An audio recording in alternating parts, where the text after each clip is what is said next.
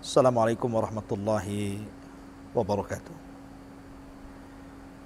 Bihamdillahi wassalatu wassalamu ala rasulillah wa ala alihi wa sahbihi wa mawalah wa la hawla wa la quwata illa billahi wa ba'du.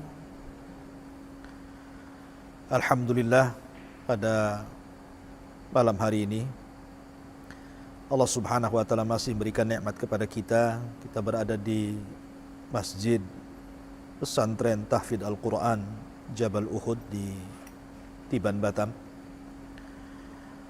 Dan kita juga tidak lupa senantiasa menghadiahkan salawat serta salam kepada Nabi kita, Nabi besar Muhammad sallallahu alaihi wa ala alihi wasallam. Nasihat pada malam hari ini, ada 5 perkara yang ingin saya sampaikan, masih terkait tentang wabah corona yang terjadi di negeri kita ini. Yang pertama, saya pernah mendengar, bahkan menyaksikan secara langsung,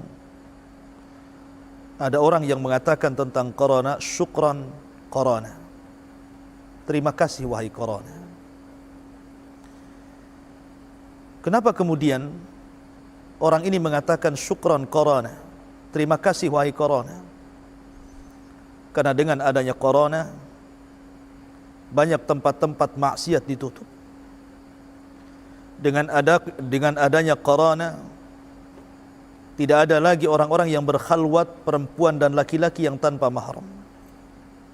Dengan adanya corona, maka negara-negara yang berperang, mereka sudah berhenti mengangkat senjata karena mereka melawan musuh yang tidak kelihatan. Banyak manfaat dengan adanya corona, sehingga orang ini mengatakan syukran corona, terima kasih wahai corona. Ketahuilah ma'asyiral muslimin, kalimat ini tidak layak diucapkan. Sebagaimana dikatakan oleh seorang ulama Mesir, Syekh Mustafa Al-Adawi hafizahullah ta'ala, dia mengatakan bahwa tidak layak ucapan diucapkan, karena Nabi SAW tidak pernah bersyukur dengan adanya wabah. Nabi SAW tidak pernah mengucapkan syukur dengan adanya wabah. Maka jangan pernah katakan syukran corona, terima kasih wahai corona. Harusnya kita berdoa kepada Allah Azza wa Jal agar penyakit atau wabah corona ini diangkat oleh Allah Subhanahu wa ta'ala. Kita berdoa kepada Allah, ya Allah, angkatlah wabah ini dari negeri kita dan negeri kaum muslimin. Jangan kemudian kita katakan syukran corona, walaupun ya, kita tidak menafikan ada terselip kebaikan karena adanya wabah ini. Ma'asyiral muslimin yang dimuliakan Allah Azza wa Jalla, ini yang pertama. Yang kedua, bahwa saya pernah melihat di salah satu YouTube seorang syekh berceramah, ketika dia mendoakan tentang adanya virus corona dan mengatakan bahwa ya Allah, semoga Allah Subhanahu wa ta'ala, semoga engkau mengangkat wabah ini dari negeri kaum muslimin, dari negeri kaum muslimin, dan juga negeri-negeri orang-orang kafir. Maka kemudian syekh ini ditanya, kenapa kemudian orang kafir juga dilibatkan? Biarkanlah orang-orang kafir mati dengan corona. Kita berdoa kepada negeri-negeri kaum muslimin saja. Maka syekh tersebut mengatakan, tujuan Islam ini bukan berdoa seperti itu, akan tetapi kita mendoakan mereka orang-orang kafir supaya mendapatkan hidayah Allah, bukan mendoakan kematian kepada mereka. Nabi SAW punya pembantu seorang Yahudi. Orang Yahudi ini ketika hendak meninggal dunia, maka Nabi SAW berziarah dan bertandang ke rumahnya saat sakaratul maut. Kemudian Nabi SAW mengatakan, ya gulam, qul la ilaha illallah wa anni rasulullah. Wahai anak muda, katakan tidak ada sembahan yang berhak disembah kecuali Allah dan aku adalah utusan Allah. Maka anak muda ini melirik ayahnya. Kata ayahnya, ati Abul Qasim, taatilah Abul Qasim. Maka anak muda ini mengatakan, asyhadu an la ilaha illallah wa asyhadu annaka Rasulullah. Maka Nabi SAW dengan senangnya dia kemudian keluar rumah, mengangkat kedua tangannya, kemudian mengatakan, alhamdulillah alladzi anqadahu minan nar. Segala puja dan puji hanya milik Allah yang telah menyelamatkan dia dari kobaran api neraka. Jadi kita pun berdoa agar wabah ini diangkat dari negeri Islam dan juga negeri orang-orang kafir. Bolehnya kita mendoakan kehancuran kepada mereka kalau mereka mengangkat senjata. Maka kita katakan, Allahumma dammiril yahud wal kafarata wal musyrikin. Ya Allah, hancurkan orang-orang kafir, orang-orang Yahudi dan orang-orang musyrik. Tapi kalau mereka tidak mengangkat senjata, maka kita doakan mudah-mudahan dengan adanya virus corona ini menyadarkan mereka, la'allahu yatadzakkar aw yakhsha. Mudah-mudahan mereka ingat dan takut kepada Allah. Berapa banyak karena musibah ini yang saya dengar orang-orang kafir masuk Islam. Ketika konon katanya orang-orang atau wanita-wanita bercadar, mereka tidak terkena virus corona, mungkin di daerah barat sana. Katanya begitu pemberitaan, wallahu a'lam. Tapi kalau memang ini benar, itu yang kita harapkan. Bukan kita doakan kehancuran kepada orang-orang kafir. Kecuali kalau kafirnya ini adalah kafir harbi. Karena kalau Allah Subhanahu wa taala mau membinasakan mereka dengan corona, itu mudah sekali bagi Allah. Sangat mudah bagi Allah menghancurkan orang kafir satu dunia dengan corona. Allah Subhanahu wa taala berfirman, "Lau yu'akhidullahu an-nasa bidzulmihim ma taraka 'alaiha min dabbatin walakin yu'akhiruhum ila ajali musamma." Jikalau Allah Subhanahu wa taala menghukum manusia karena kezalimannya, niscaya tidak akan ditinggalkannya di muka bumi sesuatu pun dari makhluk yang melata ini. Akan tetapi Allah Subhanahu wa taala menangguhkan mereka sampai kepada batas waktu yang ditentukan Allah Subhanahu wa taala. Artinya kalau Allah mau menghancurkan mereka, pasti Allah hancurkan karena kezaliman mereka. Tapi kenapa Allah tidak hancurkan mereka? Maka dengan adanya virus corona yang menimpa orang-orang kafir, dan kita juga berdoa mudah-mudahan diangkat virus ini dari negeri kaum muslimin, ya, mu'minuhum wa kafiruhum, baik mukminnya ataupun kafirnya. Karena kita mengharap bahwa dengan adanya virus itu mereka dapat hidayah, mereka takut kepada Allah, akhirnya kemudian masuk ke dalam Islam. Ma'asyiral muslimin yang dimuliakan Allah Subhanahu wa taala. Kemudian yang ketiga, saya juga mendengar di berita bahwa ramai diviralkan orang yang meninggalkan salat Jumat 3 kali berturut-turut, maka dicap munafik. Dan sekarang kita lihat hari ini banyak masjid-masjid yang tidak melaksanakan salat Jumat dan jamaah. Timbullah polemik ini, semua angkat bicara. Akan tapi tentunya ma'asyiral muslimin yang dimuliakan Allah Azza wa Jalla, kita harus mendudukkan tentang hukum meninggalkan Jumat dan jamaah di musim wabah seperti ini. Para ulama sudah memberikan fatwa di belahan dunia tentang hukum bolehnya seseorang meninggalkan Jumat dan jamaah. Ada sebuah hadis dari Ibnu Abbas radhiyallahu anhuma. Dia berkata kepada muadzinnya ketika hujan sangat deras. Kata Abdullah bin Abbas, "Idza qulta asyhadu an la ilaha illallah wa asyhadu anna Muhammadan Rasulullah, fala taqul hayya 'alas shalah, walakin qul sallu fi buyutikum." Kata Abdullah bin Abbas radhiyallahu anhuma kepada muadzinnya, apabila engkau mengatakan asyhadu an la ilaha illallah wa asyhadu anna Muhammadar Rasulullah, maka jangan katakan hayya 'alas shalah, tapi katakanlah sallu fi buyutikum, salatlah di rumah-rumah kalian. Kemudian orang-orang pun mengingkari fatwa Abdullah bin Abbas radhiyallahu anhu. Maka Abdullah bin Abbas radhiyallahu anhu kemudian mengatakan, atajabuna min dha wa qad fa'ala dha man huwa khairun minni. Kenapa kalian heran dengan fatwaku? Bukankah orang yang lebih baik dariku sudah melakukan ini. Innal jum'ata wajibatun. Jumat itu memang wajib. Wa inni karihtu an ukhrijakum fatamshu fittini waddahili. Memang salat Jumat itu wajib. Akan tapi aku benci kalau seandainya aku suruh kalian keluar dari rumah-rumah kalian untuk salat Jumat, kemudian kalian berjalan dalam kondisi basah dan penuh dengan lumpur. Maka salatlah di rumah-rumah kalian. Artinya kalau hujan saja yang menjadikan seseorang basah, menjadikan seorang bawa tanah ke masjid, boleh seseorang itu meninggalkan Jumat karena uzur. Bahkan ada hadis yang mengatakan termasuk juga sakit. Maka wabah bagian daripada sakit. Karena bahaya wabah itu berbeda dengan bahaya orang yang basah kuyup. Kalau orang basah kuyup tidak menularkan penyakit. Dan orang yang di sampingnya paling tinggi, ya mungkin merasa risih saja. Tapi kalau seandainya orang membawa virus di badannya, orang yang di sampingnya itu was-was. Dikhawatirkan orang sebelahnya ini membawa virus kematian kepada dirinya.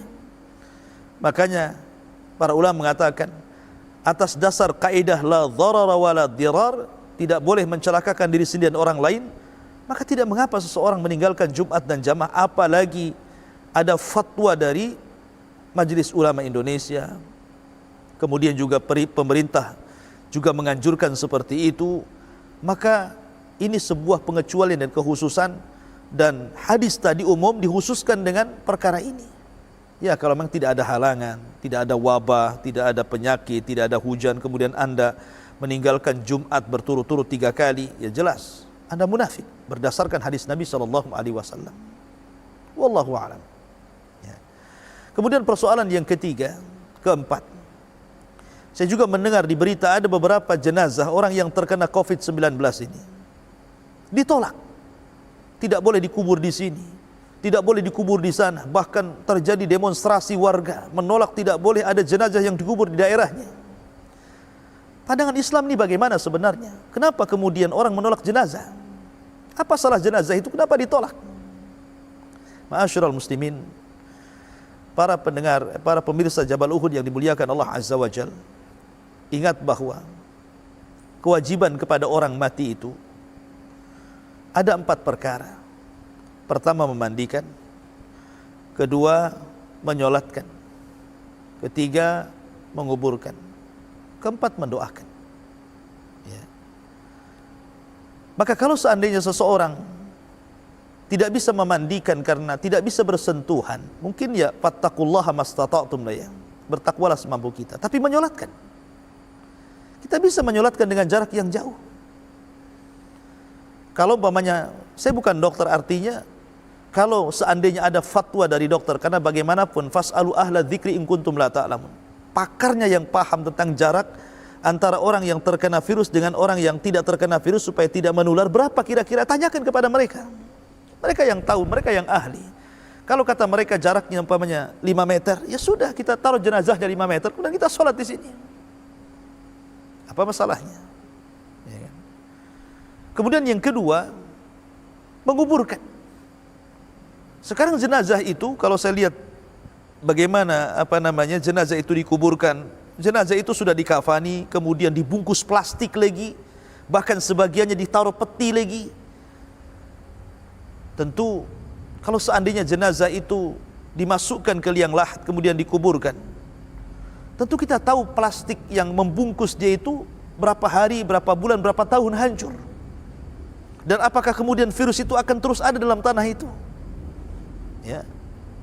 Katanya para dokter mengatakan bahwa virus itu hanya bertahan 14 hari wallahu a'lam, ataupun mungkin bisa lebih. Maka kalau kata dokter mengatakan aman, tidak ada masalah, bahkan mungkin virus juga akan mati dalam kuburan, kenapa kemudian ditolak? Bukankah ini fardu kifayah? Kalau tidak ada yang menerima, berdosa semuanya satu dunia ini. Ya. Ma'asyiral muslimin yang dimuliakan Allah Azza wa Jalla, maka jangan terbawa dengan perasaan dan emosi dan ketakutan yang berlebihan. Tapi bawalah dengan ilmu, tanyalah kepada para ulama tentang hukumnya. Kalau soal kesehatan, tanya para dokter. Ma'asyiral muslimin yang dimuliakan Allah Azza wa Jalla. Kemudian yang terakhir, yang kelima, Bicara tentang corona, ada polemik di masyarakat kita ini tentang masalah apakah corona ini jundun min junudillah, tentara dari tentara Allah, atau dia tentara dari tentara Dajjal, atau tentara dari tentara syaitan, atau dia hanya sekedar ujian dan musibah. Maka para ulama mengatakan bahwa virus ini bagian daripada makhluk Allah Azza wa Jalla. Dia tidak terpisah dari Allah. Dia makhluk Allah.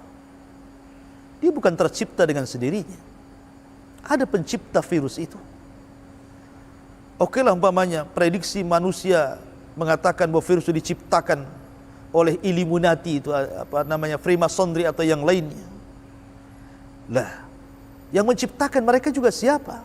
Yang menciptakan kita ini Allah Subhanahu wa taala. Seperti kita bisa menciptakan masjid ini, saya bisa membuat masjid.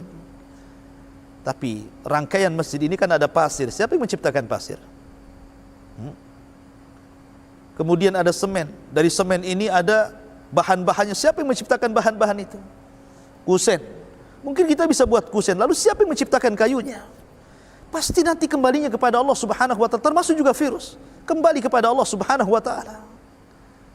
Mereka adalah makhluk Allah Subhanahu wa taala yang sama dengan yang lain bertasbih kepada Allah Subhanahu wa taala. Wa im min syai'in illa yusabbihuna bihamdi. Tidaklah segala sesuatu yang diciptakan Allah kecuali mereka bertasbih, termasuk virus bertasbih kepada Allah Azza wa Jalla. Tetapi terkadang Allah Subhanahu wa taala jadikan sebagai tentara dari tentara-tentara Allah Azza wa Jalla, dan kita tidak tahu bahwa berapa jumlah tentara Allah. Wa ma ya'lamu junuda rabbih illahu wa ma huwa illa dzikra lil bashar. Walillahi junudus samawati wal ard. Dan bagi Allah itu memiliki tentara-tentara langit dan bumi, salah satunya virus. Mana dalilnya bahwa virus ini adalah tentara-tentara Allah Azza wa Jalla? Pertama, hadis Nabi SAW. Nabi SAW bersabda, khamsun idza btulitum bihinna wa a'udzu billahi an tudrikuhun.